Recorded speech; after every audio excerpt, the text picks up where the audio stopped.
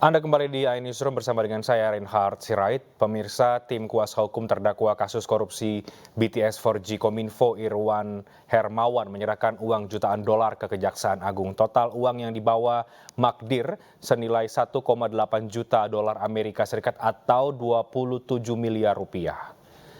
Kuasa hukum Irwan Hermawan, Magdir Ismail, menyerahkan uang itu ke Jampitsus Kejaksaan Agung Kamis pagi.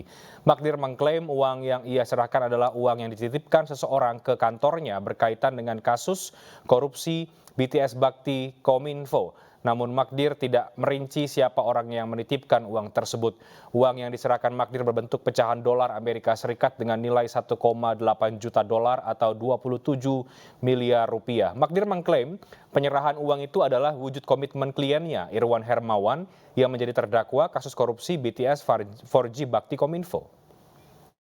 Jumlah uang yang kami serahkan sesuai dengan tanda terima yang diterima oleh Kejaksaan Agung adalah sebesar 1,8 juta US dollar. Tanda terimanya sudah ada, saudara-saudara bisa lihat. Nah, nilai 1,8 juta ini kalau dengan kurs rupiah sekarang itu lebih dari 27 miliar. Ya. Itu satu yang perlu saya jelaskan. Kemudian yang kedua, kami menerima uang ini sebagaimana kami sampaikan juga terhadap penyidik, bahwa uang ini diserahkan oleh pihak yang mengatakan akan membantu klien kami, Irwan Hermawan. Ya. Orang itu tidak menyebutkan sumber dari uang ini dari mana, dan juga tidak disebutkan uang ini terkait dengan siapa. Ya, hanya dikatakan bahwa uang ini adalah untuk membantu Irwan Hermawan. Yang ketiga, ya, soal yang lain-lain, terutama berkenaan dengan berita yang beredar, ada pihak lain, ya saya kira saya minta saudara-saudara lebih banyak bertanya kepada penyidik, karena kami tidak mengetahui itu. Bahwa pada hari ini kita melakukan pemeriksaan 6 orang saksi, termasuk Pak Magdir tadi, di perkara BTS. Dan kita sudah melakukan beberapa kali tempat penggeledahan. Antara lain yaitu di PT MBS atau PT VIP, di Komplek Pergudangan Arkadia, Jalan Daan Mogot, Permai, Blok B, 16, Batu, Ceper, Tangerang, Banten. Satu tempat sudah kita geledah terkait dengan perkara BTS dan aliran dana. Yang kedua, PT RMKN, Jalan Praja Dalam D, nomor 52, Kebayoran Lama, Jakarta Selatan. Dan yang ketiga yang kita geledah, PT LAM, Telesindo Tower, Jalan Gajah Mada, nomor 27A, lantai 8, Jakarta Barat. Ini sudah kita lakukan penggeledahan di beberapa hari yang lalu. Dan hari ini juga kita sudah melakukan penggeledahan juga, nanti Pak Dirdik yang menjelaskan. Telah kami panggil Magdir Ismail terkait dengan informasi adanya penyerahan sejumlah uang melalui video yang katanya dalam rangka untuk mengembalikan uang terkait perkara BTS. Setelah kita dalami aliran dana tersebut, ternyata diterima oleh mitra kerja yang bersangkutan, yaitu Saudara Andika, dan oleh karenanya yang bersangkutan sekaligus kita lakukan pemeriksaan. Benar, pada hari ini kami telah menerima penyerahan uang sebesar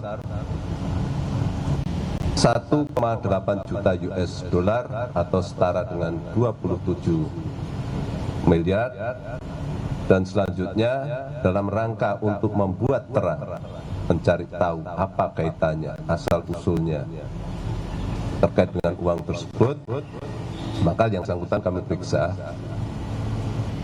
dan hasilnya antara lain bahwa keduanya tidak tahu siapa yang menyerahkan.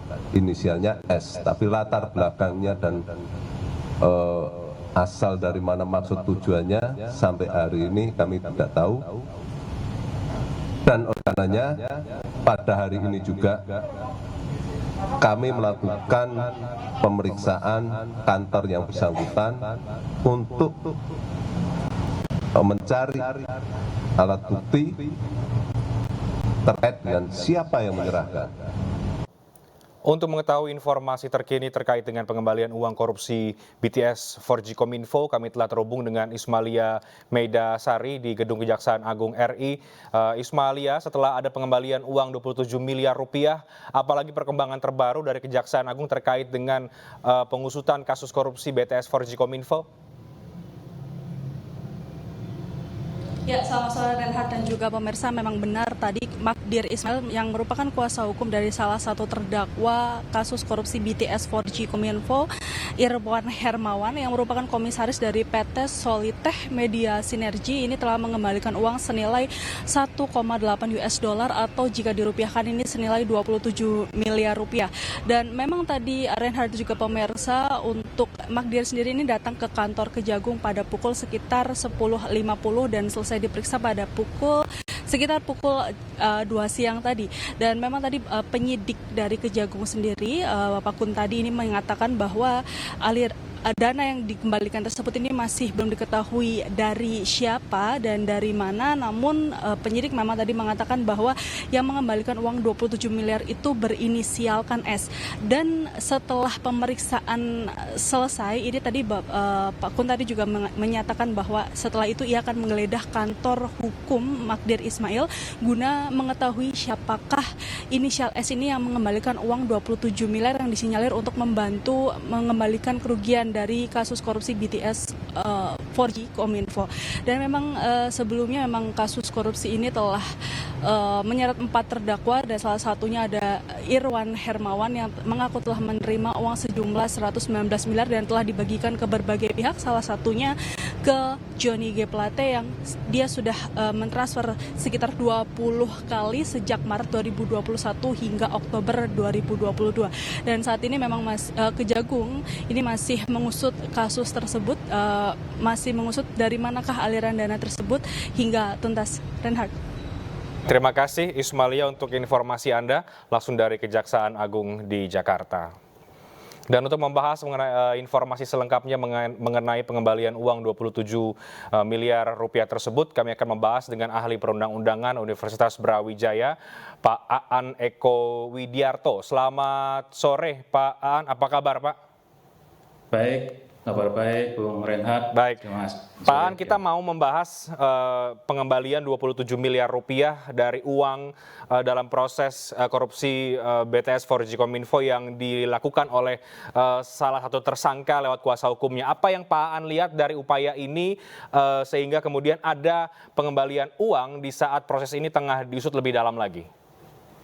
Ya, yang pertama yang kita lihat adalah adanya pengakuan sebenarnya dari beberapa pihak tentunya yang terkait dengan perkara ini bahwa telah terjadi penyelewengan terhadap keuangan negara, telah terjadi tindak pidana korupsi di sini sehingga dikembalikan oleh, sayangnya memang ini tidak diketahui ya siapa yang mengembalikan tersebut ya. Tapi itu yang pertama. Hanya saja yang jadi satu catatan bagi saya adalah pengembalian itu kalau menurut Undang-Undang 3199 tentang pemberantasan tindak pidana korupsi itu sebenarnya bisa menjadi salah satu faktor yang meringankan. Oke. Ya, hanya saja ini tidak terjadi gitu karena tidak jelas siapa yang mengembalikan itu. Jadi Pak Aan, maaf saya potong. Jadi meskipun sudah dikembalikan oleh tersangka Irwan Hermawan, ini tidak serta-merta bisa meringankan kasus hukumnya begitu? Begini. Bukan tidak serta-merta meringankan, tapi tidak serta-merta membebaskan atau menghapuskan tindak pidananya. Nah, kalau kemudian hakim memandang bahwasanya ini dapat menjadikan faktor yang meringankan, itu iya. Ya, dalam pasal 4 Undang-Undang Tipikor itu diberi jaminan tersebut, ini adalah salah satu faktor yang meringankan. Oke. Oke, ini faktor yang meringankan meskipun kita tahu sampai sekarang atau paling tidak publik belum diinformasikan tentang siapa yang memberi uang ini, dari mana asalnya, itu yang masih menjadi misteri ya Pak? Ya betul, ya. Ini menjadi aneh kan gitu kan. Dan tadi saya kira juga tepat yang dilakukan oleh Kejaksaan Agung ketika akan memeriksa kantor, bukan karena kantor lawyernya ya, tapi karena disitulah tempat untuk serah terima uang itu. Bisa jadi dengan CCTV nanti ketahuan siapa yang inisial tadi disebutkan untuk membantu IH kalau nggak salah tadi. Pak, apakah dengan pengembalian uang ini yang sekarang kita belum tahu sumbernya dari mana, ini bisa membuka babak baru atau mungkin tersangka baru atau proses hukum baru dari pengembangan kasus korupsi BTS 4G Kominfo? Ya, saya yakin ya yang bersangkutan itu menerima aliran ini ya. Karena menerima aliran ini maka punya inisiasi untuk mengembalikan uang tersebut. Sehingga ini lebih memperluas cakrawala dalam konteks penyelidikan dan penyidikan. Kalau nanti ditemukan ada indikasi kuat bahwasanya pihak ini memang sangat terkait dan bisa jadi yang menjadi pelaku dalam tindak pidana korupsi ini, itu akan menjadi jalan yang baik untuk kejaksaan dalam rangka lebih mengungkapkan kasus ini. Baik, Pak Aan, dalam BAP sebelumnya tersangka Iwan menyebut ada aliran dana yang diterima oleh staf menteri saat itu, Dito Aryo Tejo, yang sekarang jadi Menpora, sebesar 27 miliar. Yang sama angkanya dengan yang kemudian dikembalikan pada hari ini. Menurut Anda apakah ini kemudian bisa memberikan keringanan, bukan keringanan ya, maksud saya bisa membantah tudingan bahwa Dito Aryo Tejo terlibat atau menerima, atau bagaimana Pak? Ya, sekali lagi di dalam Undang-Undang Tipikor tadi disampaikan bahwasannya ini tidak akan bisa menghapuskan tindak pidana ya. Nah, sedangkan untuk bisa meringankan, ini kan harus jelas siapa yang menerima begitu, atau siapa yang menyerahkan, siapa yang menyerahkan.